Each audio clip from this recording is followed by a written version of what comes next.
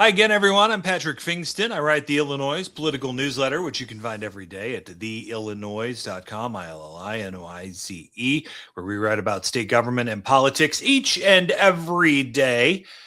Welcome to the dog days of political summer, but certainly wild in state government. Usually a little slow this time of year, not so much right now. You have the resignation of former state representative Harry Benton after sexual harassment claims. The speaker, Chris Welch, has been embroiled and snared in that at this point because of his contact with the same staffer and things he may or may not have written in social media to her and about her and emojis that We're now expecting the Legislative Inspector General's report to come out about Benton sometime by the end of the month. We'll see what it entails. It could get really tricky for the speaker over the next few weeks. So we'll see what that entails and if there's any more drip here. Speaker's trying to kind of thread the needle with his caucus at this point. He had some really tense calls this week with Women's Caucus, Moderate Caucus, etc. He's got some support, especially among African-American members, but there are others up and down the roster of House Democrats that are concerned about where the speaker stands right now. So it'll be interesting to watch. And then, of course, you've got the indictment against State Representative Carol Ammons, a Democrat from Urbana. Little news coming on that in our interview coming up with the governor. Ammons will have a special investigative committee kickoff in the House on August 6th. We'll see what comes of that, but it could lead to Ammons' expulsion from the House. Coming up on our program today, first, a conversation with Governor JB Pritzker. We got about 30 minutes with him on Thursday. Unfortunately for our video podcast folks, his camera wasn't working. They were having some technical issues in their campaign office, so it's an audio only thing. Apologize. Nothing I can do about that. And hopefully we'll be able to do something on video with him in the future. But I think it's still a really good conversation and one that's worth watching and listening to. So we'll have that for you and then some reaction. We'll talk a little bit about the governor's gubernatorial campaign, which we actually don't talk about a lot in the conversation with the governor because it's kind of an afterthought with the lack of seriousness, I guess, from the Republican candidate for governor. So our conversation with Governor JB Pritzker is coming up. After that, we'll chat with our friend Dan Petrella of the Chicago Tribune. He's covering the governor's campaign, as well as keep an eyes out on Pritzker's moves for 2028. So let's get right to it because it's a long conversation. I think a lot of interesting stuff in it. Here's our chat from Thursday with Governor JB Pritzker. Ladies and gentlemen, it is our pleasure to welcome the 43rd governor of the state of Illinois, JB Pritzker. Governor, this interview is only 6 years in the making, so glad to have you. Well, it's good to be on with you, Patrick. And don't think I haven't listened to a few of your podcasts and radio shows over the years, but I'm glad finally to get the opportunity to talk to you directly.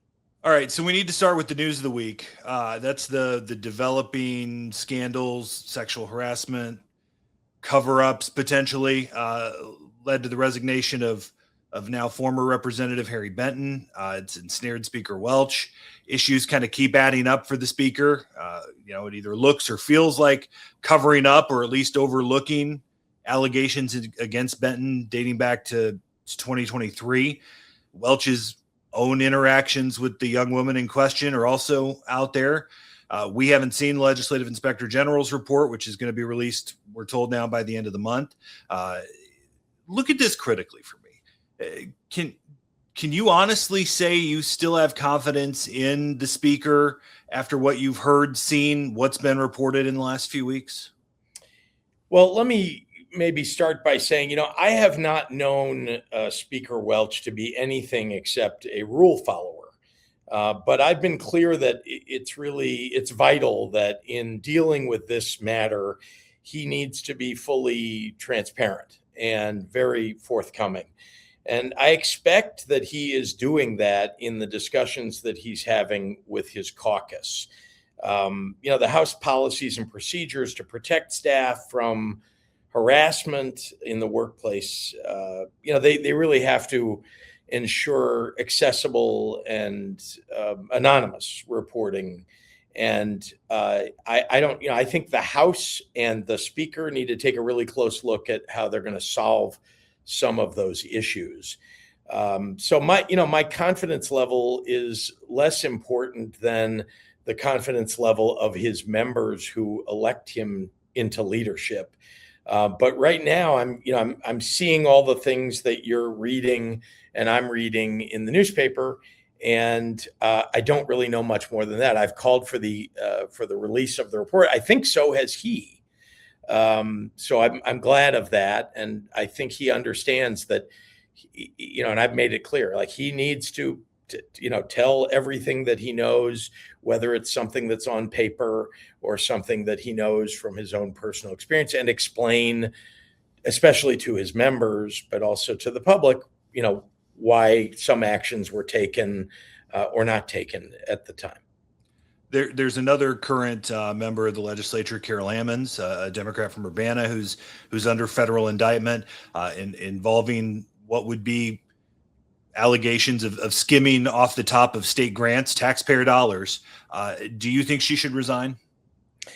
Well, I do want to say that I think about this Benton matter and this Ammons matter, and I got to say, I think like you, I'm sick and tired of the behavior that we've seen from some of these elected officials. And I expect a much, higher standard to be lived up to by those who are doing public service. And I think the people of Illinois deserve that, and they expect that from people. And when they don't see it, when I don't see it, it's more than just disappointing. It angers me. And so when I look at like stealing money from taxpayers, breaking the law, or in the case of Benton, sexually harassing staff members, we got to have a zero tolerance policy for this. People don't trust politics or politicians. They need to do better. The allegations that are outlined in the indictment against Carol Ammons are appalling. And honestly, there's no place for that kind of conduct among elected officials. And I'm glad that she's been removed from the caucus. I'm glad that she's been removed from committees. And I think she ought to resign while she's fighting these charges. If she gets exonerated, she should run for the seat again. I think people would reelect her if she's exonerated. Is this a Democrat problem? I mean, during your time leading the party, right? You can't be held responsible for Rod Blagojevich or others. But I mean, it's a long list of Democrats that have been indicted or convicted or sent to prison, right? Ammons, Acevedo, Arroyo, Collins, Cullerton, Link, Madigan, Sandoval, for instance. I think there were 2 Republicans in the same time. Is it time? You're the leader of your party. Is it time for you all to demand and enact real, sweeping, meaningful ethics reform? I want to remind you that Illinois Republicans have been involved in around a dozen corruption and misconduct scandals since I took office, with criminal convictions, by the way, in about 2/3 of those. So it's not a problem of one party or the other. And I think everybody needs to recognize that. I get that people want to make this a partisan matter because at the moment we're talking about 2 Democrats. But let's also remember that Donald Trump is the most corrupt president in American history, as far as I can tell, or at least in my lifetime, which is an awful long time. And so I do always think that we should be working on improving our ethics laws in the state. And I've done that, by the way. We restricted lobbying by elected officials. We forced consultants to register as lobbyists. We expanded the economic interest form and requirements for disclosure. Yeah, but you and I both know the statement of economic interest is a joke. I looked at yours, right? It's 11 pages, and 7 of which are just a list of companies you have a stake in. How's that sunlight? What do you mean? That is in fact what it's called for. And I would add that shouldn't it be more detailed, though? Wouldn't you argue that that's not enough for people to understand where your businesses are, where your money's coming from? I think people have seen. I mean, I first of all, everything has gone into a blind trust form so that I'm not engaged in all of that.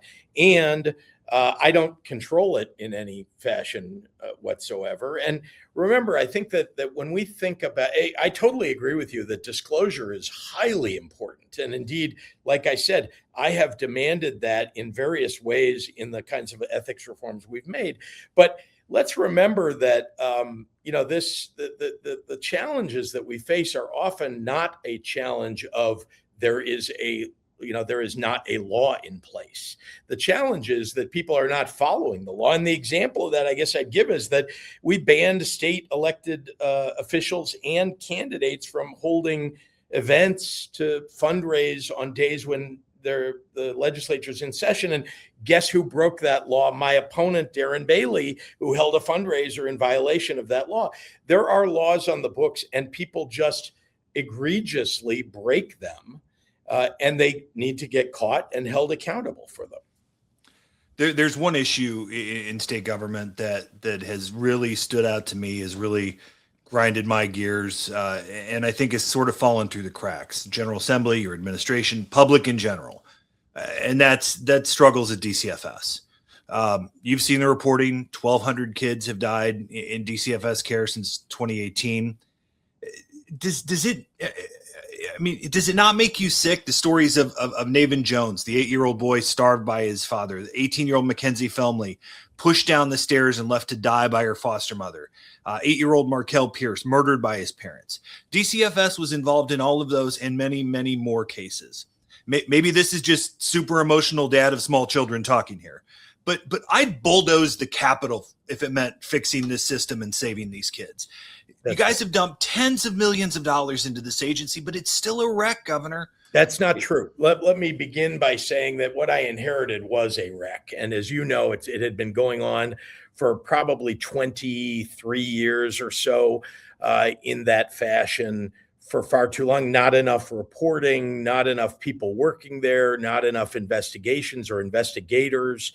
Caseworkers were handling way too many cases. It was understaffed. And particularly during the Rauner years when they cut staff and made it more difficult to do the job. Let me also remind you that we're talking about a child welfare agency. And you know that I've spent a quarter century before I became governor focused on very young and the kids who are most vulnerable and living in traumatic circumstances. So when I came in, I began focusing on this problem in a way that really exceeds what we really focused on in other agencies. And it is a hard problem to unravel after a couple of decades, but we are doing it. And in fact, under the most recent leader of the agency, we've gotten fully staffed. We now are, in fact, dealing with those cases that you're, raising that are ongoing kind of problems within the agency that have happened before.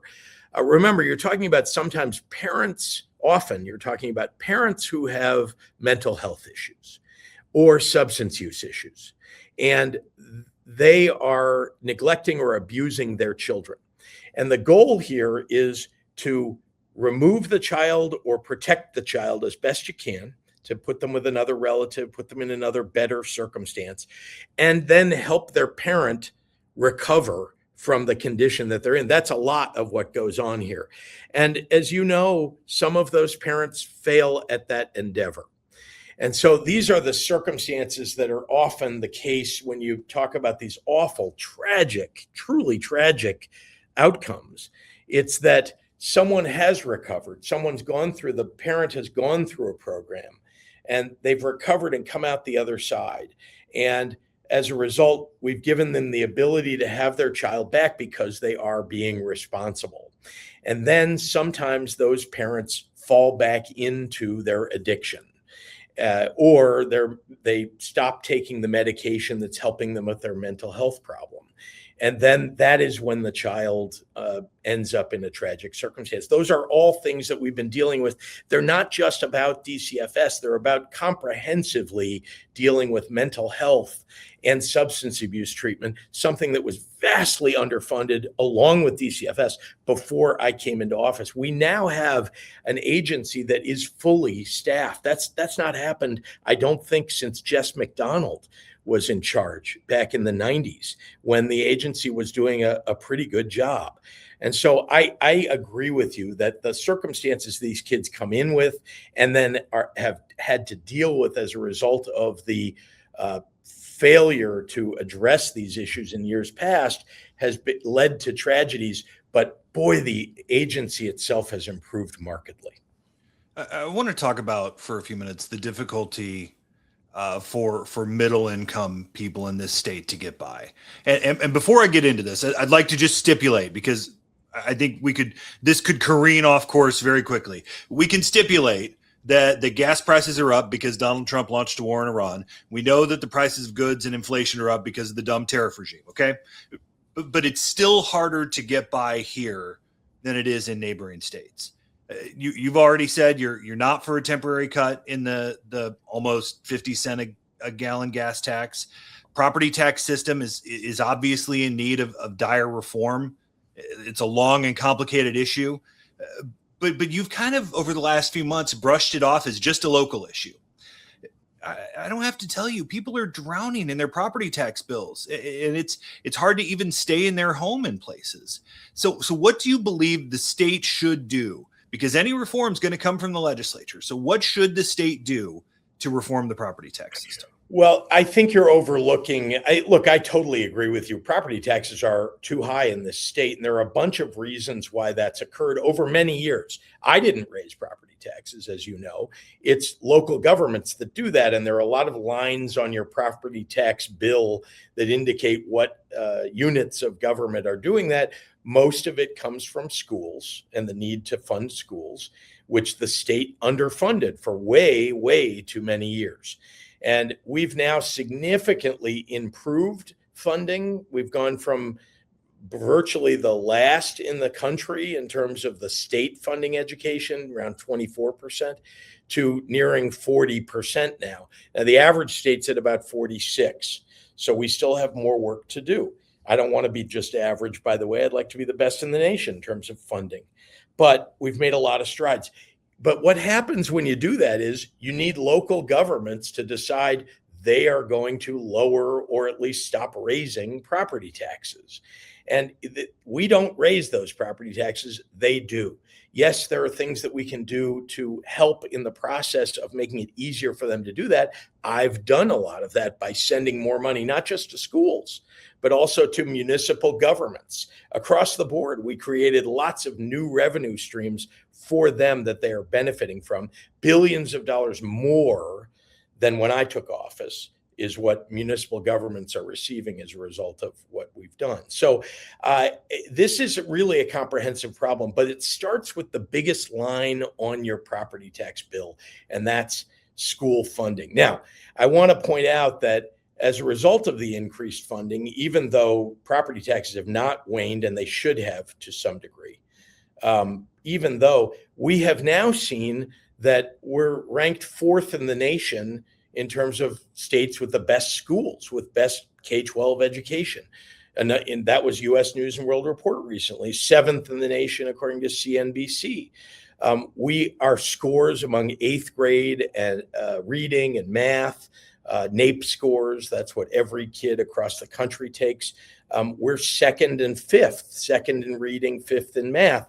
I'm not suggesting to you that we don't have a property tax problem. I am suggesting, though, that it begins with doing what I am doing, which is improving funding from the state, and it gets effectuated by the local governments, local units of government that vote on raising or lowering property taxes. Governor, then there are energy prices. I know you're aware, at least if you've read the whole thing, you're a better man than me, that the 2025 resource adequacy study that in what I could understand, and we could also stipulate that I'm a dope, is that it's a supply problem.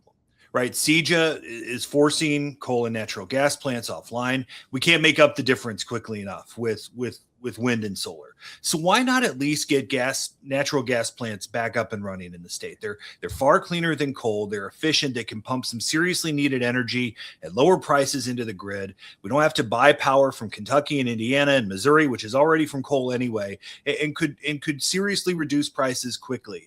Is that not on the table? Look, I think for people who don't care about clean air, for example, like Donald Trump, we should just go back and fire up all the old coal plants and invite many new natural gas plants into Illinois. But I do think you're misreading the report and the problem. What I mean is, Patrick, that one of the biggest problems we have right now is that because Illinois, just to remind you, is a net energy exporter, meaning we produce more capacity, more energy within the state of Illinois than we actually use in the state of Illinois. And that, if that was the entire story, prices would be going down, or at least would be stable. But they're going up. Why is that? It's because we are in these regional transmission organizations. And I don't want to get off on this, very detailed matter, except to say what they do in Virginia, what they do in Ohio, what they do in New Jersey, unfortunately affects our electric rates. And so the question, and this is the thing I've been dealing with for the last couple of years, is on PJM and MISO, which are run, those organizations, which really do determine what your electric rates are. Those organizations are run by fossil fuel companies. Those are the people who sit on the boards of those organizations. And they're not much interested in bringing all of this new electricity that we've created in Illinois onto the grid. And furthermore, exactly to your point, we need even more. So what I've done is I worked hard to remove the moratorium on new nuclear, which is the best source of clean energy, the most reliable base load that we can bring on. We've removed that moratorium and, importantly, invited nuclear companies to come tell us what they would do, how they would build, what it would cost, et cetera, and how we can make it easier for them. So that's been our goal. But remember, we're not the only state suffering from this. This is happening all over the country. Let's not just think this is about Illinois alone. Literally everywhere you go, electricity prices are going up. And it's partly because so much demand, partly because we've created a whole bunch of new electricity and capacity in renewables and other sources that have not been brought onto the grid. And then the last thing to point out is we need more transmission lines. And that's been a problem. You talk to every governor, you talk to everybody across the country, and they will tell you that the local governments have essentially prohibited many of those transmission lines from coming across their properties or their counties. And the result is we can't take excess energy that exists in one part of the country and move it to another part of the country as easily as we ought to be able to. That would bring prices down too. So those are all things that are happening at the same time, along with data centers, along with AI data centers, which are even more powerful than the regular old data centers. So these are problems that we face. But I will tell you, we are doing the things that we can do at the moment, which is increase supply, do everything we can to bring more supply online. And at the same time, for example, we expanded the availability of LIHEAP, that's the Low Income Energy Assistance Program, to working families and middle-class families. We tripled the income maximum at which somebody can access those. So you can make, as a family, $99,000 now and still access support from that low income, what used to be called a low income energy assistance program. So these are, listen, I am with you and I'm working hard to solve the problem. I will say that the Republicans have proposed nothing that would both protect the environment and increase electricity availability and help us deal with prices. We're doing something that's comprehensive for the state and that has the long-term effect of bringing down energy prices. Governor, you know I've kind of been on the warpath over the last few years on gerrymandering. and you raised about 19 kinds of hell when Republicans tried to gerrymander states like Texas and Indiana this year, but less criticism when states like California and Virginia did it. Mid-decade shouldn't happen. Mid-decade should not happen. Completely agree. Completely agree. That's what I'm really upset about, because this is clearly just Donald Trump trying to steal seats. That's what it is. But here in Illinois, you earned yourself some criticism. Let's use your own words. 2018, when you were running for governor, will you pledge as governor to veto any state legislative redistricting map proposal that is in any way drafted or created by legislators, political party leaders, and or their staffs or allies? You said, yes, I will pledge to a veto. We should amend the Constitution to create an independent commission to draw legislative maps. But in the meantime, I urge Democrats and Republicans to agree on an independent commission to handle creating a new legislative map. The same message continued into early 2021 when the maps were being drawn, when your spokesperson at the time said the governor's been clear he will veto a partisan map. Isn't a little criticism fair here, because you campaigned on and governed on not signing partisan maps? Then we see the most partisan gerrymandered maps in the history of the state. Latinos sued over it. The NAACP in East St. Louis sued over it. I know your camera's not working, so you can't look me in the eye, but can you tell me you didn't go back on your word here? Patrick, maybe you didn't see that the Congress took up the question of independent commissions. I mean, I'll go back to Republicans and Democrats did not, in fact, agree on a commission. And at the federal level, a bill was put in place. This is the right answer, by the way, a federal law that requires independent commissions across the board. Because you've seen that even agreed, but can't you lead here? Even before Donald Trump was trying to mid-decade redistrict, right? Texas, Florida, Tennessee, Alabama, South Carolina, you can go through Indiana. These were all gerrymandered maps. And so the challenge here is that I would be happy if we had been able to do an independent commission. The problem is that if all that happens is Democratic states do independent commissions and Republican states gerrymander, that doesn't seem fair to me. But meanwhile, we have a federal law that was proposed, and guess what? All the Democrats voted for it. This was to have independent commissions, and all the Republicans voted against it. So you can't tell me that Republicans actually want independent commissions when they're voting against it. I know we only have a couple of minutes, so let's do this real quick. It's a big state. I'm from a rural downstate, pretty poor county, one that's heavily Republican. And I'm guessing that if I hopped on the phone and called some of the nice non-political folks back in Iroquois County and like folks like them in dozens of other counties south of I-80, they'd tell me they think you're out of touch, that you don't relate to downstate, you don't care about downstate, that all you care about is Chicago. And you've seen the yard signs, you've seen the rhetoric. Do you feel like you're a divisive figure in what's a divided state?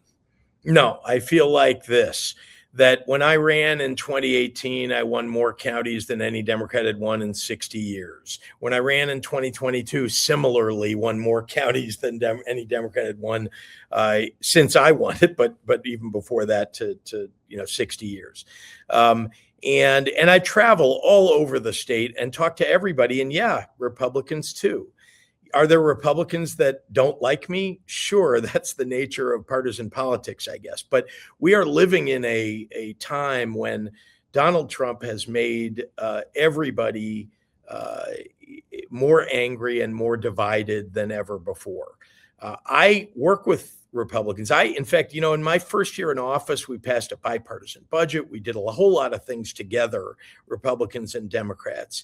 And then I can't explain it. Maybe you can. But in 2020, when COVID came and Donald Trump basically refused to deal with it and left it for governors and states to deal with, that all of a sudden the very same Republicans who were willing to come to the mansion and have drinks or have dinner with me, the same people who would talk to me in the hallways, just decided that for their own politics, because of what Donald Trump had done to make even a disease a partisan endeavor, that the divisiveness just ratcheted up, mightily.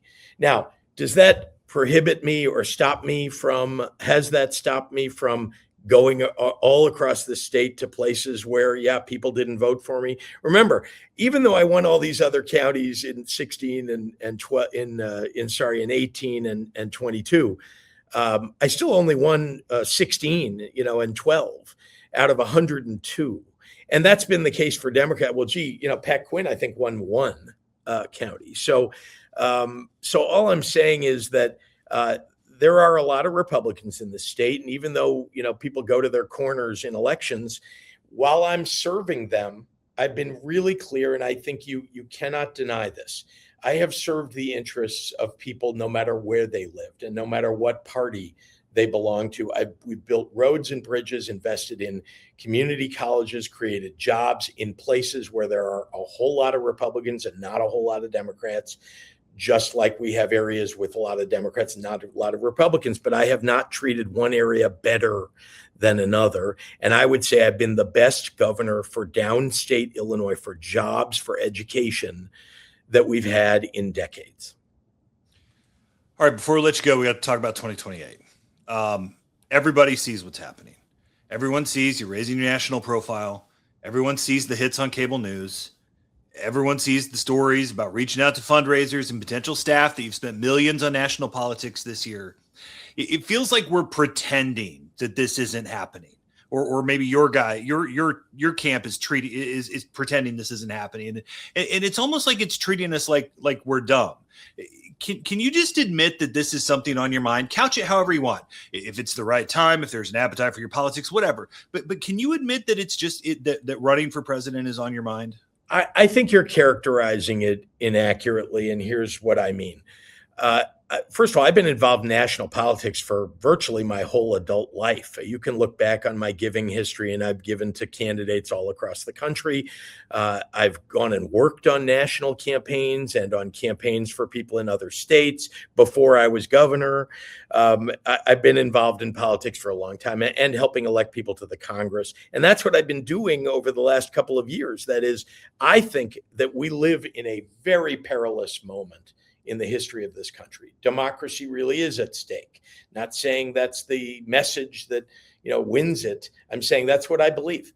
And so I think the way for us to restore democracy is to have a Congress that is controlled by Democrats while Donald Trump, the Republican, is in the White House. And so everywhere I've gone, I've supported the Democratic parties across the country. Personally, by showing up and giving speeches so they can raise money around that. I've given money. I've supported candidates in those places. That's what the travel is about. That's what a lot of the national appearance is about. I think the other thing is, look, I'm flattered that people, as you know, people mentioned me even back in 22 as someone who could run for president. And whatever features they are that people saw, I can say I'm flattered by all of it. I think it's good for Illinois if the governor of Illinois is thought of as somebody who's qualified potentially to be a candidate or even to be president of the United States. So all I can say to you is I am focused on the state of Illinois. You can't help but see every day, every week, that I'm trying to pass laws that are helpful to the people of Illinois. I'm trying to effectuate programs that do that. I'm campaigning everywhere in the state of Illinois. I'm doing everything I can to make things better here. And that's why I'm running for reelection. We have unfinished business. We balanced the budget 8 times in a row. I have as governor, and we've reduced the structural deficit of the state significantly. We've reduced the, we've increased the pension funded ratio in the state. When I took over, it was around 39 or 40%. It's now 50%. Maybe you don't want to say we've succeeded entirely because we need to get to 80, 90, 100%. But boy, that's a lot of progress considering we were heading south before I took office. We had $17 billion of unpaid bills and a whole lot of short-term debt. We've eliminated all of that now. So, a lot of progress has been made, and I want to keep going. Do you aspire to be president? I wouldn't say I aspire. I mean, I'm flattered that people think about it that way. But honestly, I have only ever thought about how do I do my job better here in the state of Illinois. And then when people bring this subject up, I can say, and I have said over and over again, the Democratic Party has the best bench of potential candidates that we've had in decades. And you can, across the board, we have governors, we have senators who are thinking about running. And, I think that many of them are highly, highly qualified. And I think that's, for so many years, I've supported somebody else.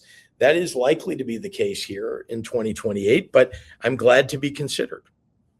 I had a fun lightning round, but I think they'd probably unplug the computer if we tried it. So, Governor Pritzker, appreciate the time as always. We'd love to see you at the State Fair on Governor's Day. We'll be out there doing the show. We'd love to have you, and wish you the best this summer. And I'm sure we'll see you on the highways and byways in this state. Always good to see you at those events. Thanks, Patrick. All right, thanks to the governor for his time. Appreciate the conversation. He's good at this. He's pretty slippery on some of these issues. Pretty slippery. Let's get some reaction from our friend Dan Petrella, political reporter at the Chicago Tribune. All right, so we recorded the governor on Thursday. That's why I had a tie on. And now it's Friday morning. I don't have a tie on, which is rare that I don't have a tie on and Dan Petrella does have a tie on. But Dan Petrella from the Chicago Tribune joins us. Dan, how you doing? I'm doing well, Patrick. How are you? I'm well. So we wanted specifically to have Dan come on and tape this after we did the governor's interview Thursday. Dan's covering the governor's side of the gubernatorial campaign. Jeremy's doing the Bailey side. You're doing the Pritzker side. Wanted to make sure you had a chance to hear it and hear what the governor had to say and react to it. Let me just start here because it's not to pat myself on the back, but we don't get in-depth conversations about policy with him very often, right? Where we got into DCFS, we got into property taxes, we got into energy bills. There, I would say a couple of overarching things is he's clearly very proud of where they are after 7.5 years. I think he recognizes, even though that, he's doing a very good politician thing of here's the progress we've made, but there still hasn't been a big outline of what a Pritzker 3.0 would look like. And there hasn't been he's been in the race now more than a year, right? He announced last June that he was going to run for re-election. And I probably should have pressed him a little bit more on what would you do in term 3? A little limited on time, but I was kind of interested that we did, especially from the think big guy in 2018, that it's, here's the defense of my record, but here's what we're going to do next. And I was a little surprised that we didn't see that. What was your impression? Yeah, I think that's interesting, and I'm curious to see whether that develops more as we head into the final stretch. Once mail-in voting starts in the fall, if we see more of that. But even thinking back to his campaign 2 years ago, I remember I wrote a profile of him where I spent a couple of days following him around in central and southern Illinois, and sort of the premise of that was that he was running a safe campaign then as well, even when he was seeking a second term, focused largely on the accomplishments of the first term and continuing the progress that has been made on stabilizing the budget and things like that. So I wouldn't be surprised if we see that again this time. When you lay out a lot of new ideas, you give more ammunition to your opponent to attack you with or to poke holes in those things. And honestly, I think if you look back on the time he's been in office and then contrast it with the preceding 4 governors, they rightly have a record to look at and say that they have, brought stability to state government. But I think, as you pointed out in the interview, there are also a lot of unsolved problems and unfinished business that even after almost 2 full terms still need to be addressed. It's a hard job, right? I think everybody recognizes that. And he, he's, from my understanding, and again, I don't know him personally, right? Like I don't have a personal relationship with him, but my understanding is, he's a workaholic. He works 20 hours a day. And 8 years is a lot of time to do this job. Other than I don't want to be off the national stage for the next 2 years.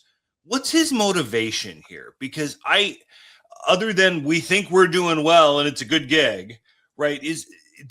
Have you, as in your coverage of him, and again, these are some of the things I should probably have specifically asked him, but there were some things I really wanted to dive into, so you're limited. But what would you see as kind of the why here? Because I'm still trying to figure out, like, I mean, nobody's been elected to a third term since Jim Thompson, a full third term since Jim Thompson in '86. No Democrats ever done it in this state.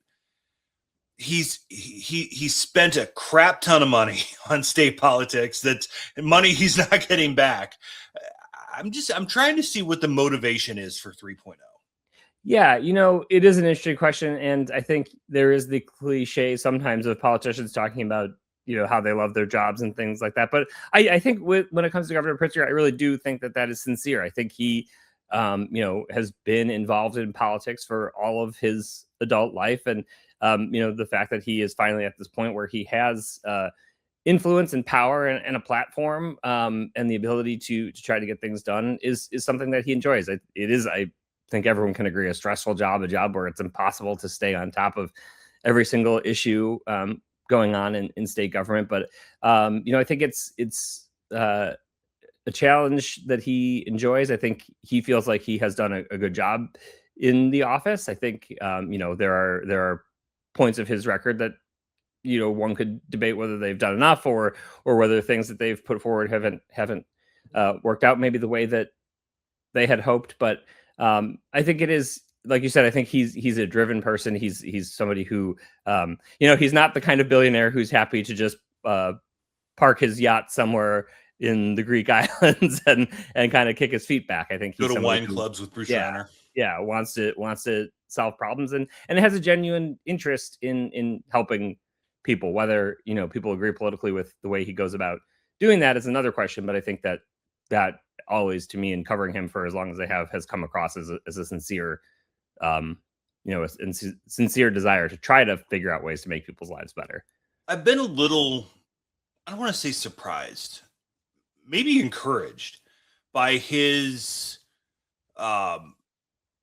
pretty strong response to the Harry Benton and sexual harassment issues in the last couple of weeks. And even, I mean, I thought his press conference the other day, he gave House Democrats a permission structure to launch Welch if they want to. That my interpretation of it, not my opinion, not Dan's. And I think the other day, his daughter is 23. So the same age as this young girl that was harassed by Benton that had been interacted with by the speaker. And he said, I'd want to wring their neck. I mean, that's Papa Bear stuff, right? That a normal politician wouldn't say.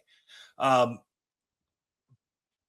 said, there's no real talk about what kind of policies do we put into place? How do we keep state employees safe? How do we keep them protected? How do we make sure that they're not in environments where they have to stand up to these powerful men? I'm glad to see the outrage, but it's also, what are you going to do about it? Yeah, I think that's a very good question. And I think, obviously there was a lot of work put into dealing with these issues back in 2017, 2018. There was a law that the governor signed in his first year in 2019 that addressed some of these issues. And clearly there's more work to be done there. I think that, it is a discussion that needs to happen. I think the timing of it for Democrats is politically inconvenient because it's not an issue that they really want to be, focusing on cleaning up their own house, their own, issues within their own party and their own caucus in an election year. But this is an issue where politics needs to take a backseat to making sure that people are safe and protected in the workplace. I have not seen the full report on Benton yet, but what I understand from the great reporting that my colleagues at the Tribune have done on this issue, it's this pretty egregious stuff, and obviously going on for quite a while. And I think it also sort of pokes a hole in one of the I don't know if myth is too strong a word, but one of the talking points that we've heard from Democrats as we've brought up issues of ethics reform in recent years, that the issues that are coming up now that have been adjudicated in the federal courthouse here in Chicago are things that happened in the past under a previous regime.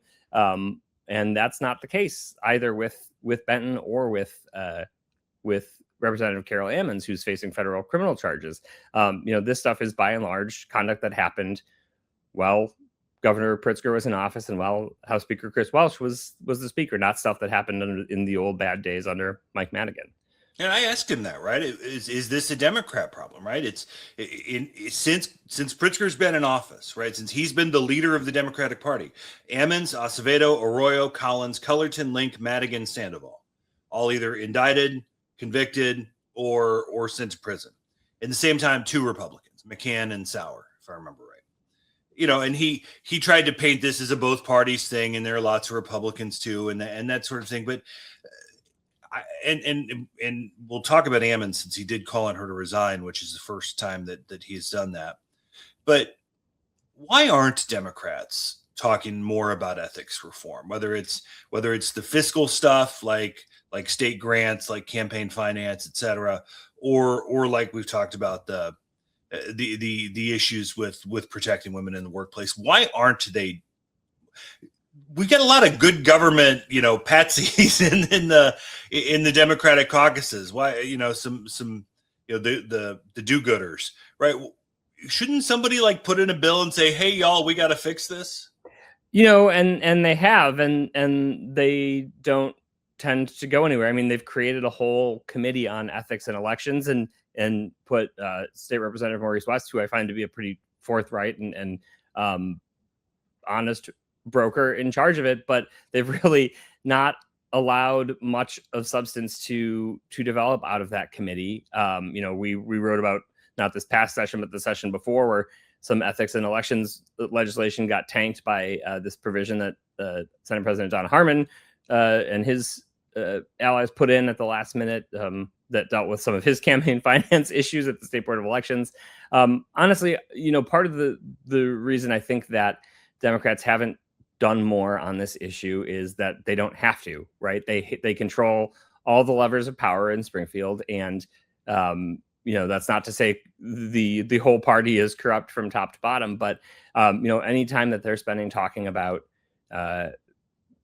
ethics reform, how to strengthen ethics laws, or time that they are focusing the attention on problems largely within their own party. I don't disagree with the governor that there are instances of corruption among Republican officials. I think the Bloomingdale Township Highway Commissioner who was convicted in federal court is an example. But his campaign put forth a similar defense back in 2022 when it was Senators Emil Jones and Mike Hastings who were under scrutiny about it being a bipartisan issue. And one of the examples that they offered up was a couple staffers on the GOP side who got caught drinking beer in the Capitol and then sort of gotten into a verbal altercation with a Secretary of State police officer at the Capitol.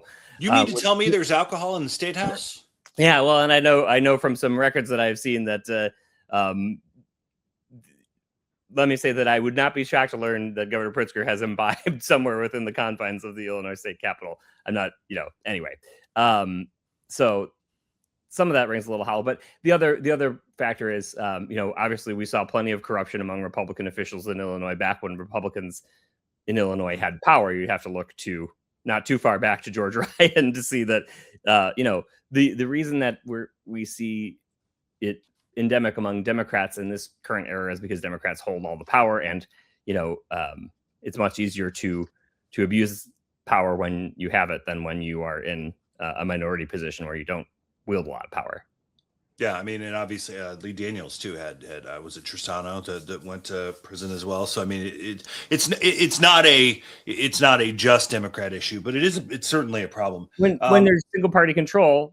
Yeah, the bulk of the corrupt, there's more people to potentially be corrupt, and there's more incentive for people who want to bend the rules and game the system to go after the people who have the power to help them do that. We asked the governor, as everyone seems to have to these days, about 2028. I tried to go at it from a different angle, basically like, hey, you're kind of treating us like we're stupid because we see what you're doing. And he went back to his talking points, right? Like, I'm flattered to be considered.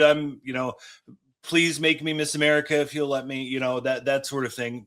I was surprised, though, at his answer to, do you aspire to be president, where he said no, essentially. and did say that he thinks he'll be supporting another Democrat in 2028. Was that just a humble way of trying to get out of it, or do you think he sees himself as a long shot for president? I know that they read the polls closely. So perhaps he sees some of these polls where he's in the single digits, or I just was listening to an NPR politics podcast the other day where they were doing a fantasy draft of Democratic presidential contenders for 2028, and his name didn't come up, which surprised me a little bit. Maybe that's my own local bias showing up. Yeah, he was 4% in the Emerson poll, or 4 and change in the latest Emerson poll. But I also think that it's a long way off from that actual election, and there's a lot of things that can change very quickly in politics. So it doesn't surprise me. I think acknowledging that aspiration, creates problems for the current campaign that he's running. And also, he may look at the landscape right now and think that now is not necessarily the time. I just think there's a lot of calculus that goes into making that decision. And I think, there's still evidence with the maneuvering that he's been doing and the role that he's been taking within the party that there is groundwork being laid for that. There were, I'll get you out of here on this, Dan. There were 2 things in 30 plus minutes with the governor that I didn't mention. And I think you would, if we would have been having this conversation on June 2nd, we would have been surprised that in an election year, as he's running for re-election, I didn't mention Darren Bailey once. He mentioned Darren Bailey, I think, once. And we didn't bring up the Bears at all. But specifically Darren Bailey, who he's running against, who they are trying their best to paint as an extremist in sheep's clothing and the worst thing since Trump sliced bread. It almost feels though that they're not taking Bailey seriously, and you're covering his side of the campaign. The campaign puts out a lot of statements, but it's one thing to have your spokesman go out and whack another candidate. I've done a lot of those over the years. It's another thing to have your candidate, your incumbent governor, go after Trump instead of Bailey, to not go after his opponent. It certainly seems like they don't think he's serious. How do you perceive, and what have you learned through your reporting, how the Bailey camp or how the Pritzker camp treats Bailey? I do think they are taking him seriously. I think that they know, again, what the polling shows and what just the sort of reality on the ground shows in terms of the competitiveness of this race. But I do think they're spending a decent amount of time on trying to through the other channels, like you said, not the candidate himself, but through social media channels and through his press operation, pointing out former Senator Bailey's contradictions, the ways in which he's clearly, I think, trying to soften his image and his stances this time around. So I don't think that they're not taking him seriously. I think that the calculation is maybe that it's better to let sort of the operatives do the work of dirtying up the opponent while the candidate himself focuses sort of on the bigger picture issues and focuses more on the quote unquote big bully that is going to animate Democratic voters more than maybe an opponent here in Illinois who they don't necessarily take as that serious a threat. They being the Democratic voter base, not the Pritzker campaign. Dan Petrella, political reporter for the Chicago Tribune. Dan, appreciate the time as always. Have a great weekend. Thanks, Patrick. All right, that's our podcast for this week. Thanks to the governor. Thanks to Dan Petrella of the Chicago Tribune for their time. Thank you for taking time to listen with us. You can get the audio version of the podcast on your preferred podcast platform, Amazon, Spotify, Apple, of course. We'll also have everything up on YouTube as well. And of course, sign up for the newsletter. You can get the free version at theillinoize.com, the Illinoize, ILLINOIZE.com. And of course, we'll talk to you again next time here on the Illinoize podcast.